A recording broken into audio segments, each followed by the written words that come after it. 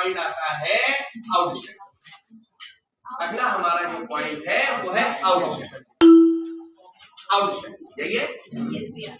अगर आप कभी कोई कमिटमेंट करते कि मेरे से पैसे बाद में ले लीजिएगा, इलेक्ट्रिसिटी का बिल आ गया, अभी पेमेंट नहीं किया, हम इसको बाद में कर देंगे।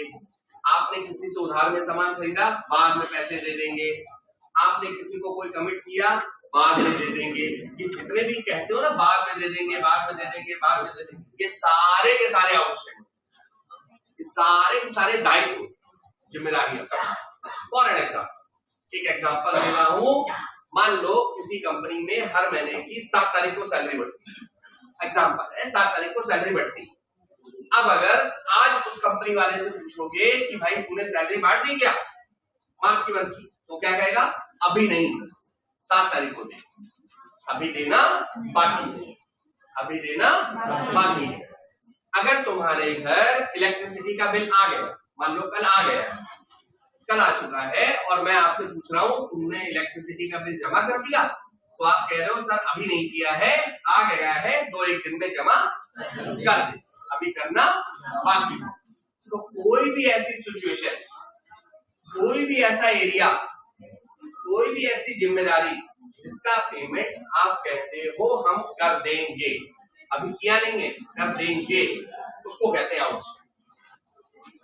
सारे के सारे खर्चे जिनका पेमेंट अभी आपने नहीं किया है, मंथ पूरा होने के बाद, ईयर पूरा होने के बाद, और कह रहे हो अभी करना मुझे बाकी है, तो ये आपकी जिम्मेदारी होती है, लायबिलिटी होती है। ठीक, उसको कैसे क्या बोलते हैं? उसको बोलते हैं आउटस्टैंडिंग। क्या बोलते हैं? जैसे एग्जाम्पल, नॉर्मलाइज तरीके से अगर आप किसी को सैलरी देते हो, नॉर्मल तरीके से अगर आप किसी को सैलरी देते हो तो एंट्री क्या करते हो? सैलरी अकाउंट डेबिट टू, यही करते हो पक्का?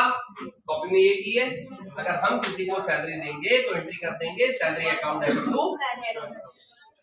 लेकिन जैसे ही आप ये कहते हो कि सर अभी दी नहीं है, देना बाकी है, अभी पेमेंट किया नहीं है, अभी करना, तो बस करना ये पड़ता है इस कैश की जगह, इस कैश की जगह हम लिख देते हैं आउटस्टैंडिंग, यानी कि उस जगह पे ये एंट्री ना होके एंट्री हो जाती है salary account debit to outstanding.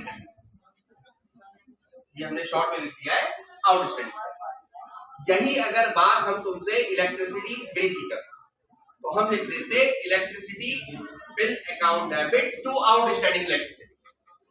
यही बात अगर हम तुमसे रेंट की करते, तुमने कहा सर मुझे हर महीने किराया देना पड़ता है, मैं रूम लेके कानपुर में रहता हूँ, मेरा घर यहाँ नहीं है, मैं रूम लेके यहाँ रह रहा हूँ, पढ़ाई करने के लिए आया हूँ, तो अगर रूम लेके यहाँ रह रहे हो तो तुम्हें हर महीने क्या देना पड़ता है? तो अगर आप कहते हो सर अभी किराया दिया नहीं है, देना बाकी, तारीख तो आ गई है लेकिन अभी दिया नहीं, तो rent account debit to outstanding. अभी क्लियर हो गया? कोई भी शब्द, कोई भी खर्चा जिसका पेमेंट आपको अभी देना बाकी है, वहां पर उस एक्सपेंसेस के साथ कैश ना लगा के आउटस्टैंडिंग करना। रेंट है तो आउटस्टैंडिंग रेंट, सैलरी है तो आउटस्टैंडिंग सैलरी, इलेक्ट्रिसिटी बिल है तो आउटस्टैंडिंग इलेक्ट्रिसिटी बिल, व्हाटएवर, कुछ भी, उसके साथ क्या लिख दोगे? आउटस्टैंडिंग से लिखते ही ये पता चल जाता है कि अभी देना बाकी है। लेकिन कभी तो दोगे, दोगे कभी तो दोगे। कोई डेट तो आएगी जिस दिन कहोगे सर वो जो बाकी वाला था वो दे। जैसे मान लीजिए कभी कभी हमें पूछ लेते हैं आपकी फीस जमा है, आप कहते हो सर अभी जमा नहीं किया, हम 2 दिन में करते हैं। फिर 2 दिन बाद खुद ही आके हमको बताते हो सर वो जो फीस आपने कहा था ना, क्या जो फीस मेरी पेंडिंग थी ना वो हमने जमा कर, यही कहते हो। तो जो फिर बाकी होता है अगर आप उसका पेमेंट कर देते तो एंट्री बन जाती है दूसरे स्टेप में कि जो बाकी था, अगर सैलरी बाकी थी तो outstanding salary account debit to cash, क्योंकि आपने उसका पेमेंट कर दिया। अगर यहीं पे हम तुमसे कहते हैं रेंट होता तो आउटस्टैंडिंग रेंट को डेबिट करते और कैश को क्रेडिट।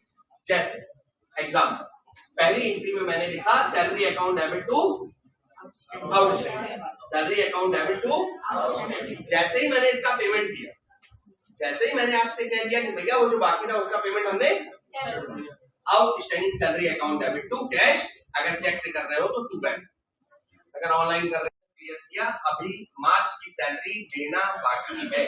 जैसे ही 7 तारीख आई तो आपने हमसे कहा सर वो जो मार्च की सैलरी देना बाकी थी उसका पेमेंट हमने कर दिया। सर मार्च के महीने का किराया हमको देना चाहिए था 1 अप्रैल को, लेकिन अभी हमने दिया नहीं है, देना पहली एंट्री आपने कहा देना बाकी है। आज 4-5 तारीख को आके कह रहे हो कि सर वो जो बाकी किराया था उसका पेमेंट हमने कर दिया, ऐसा मेरी पॉकेट से करें। क्लियर हो गया? दोनों बातें समझ में आ गई?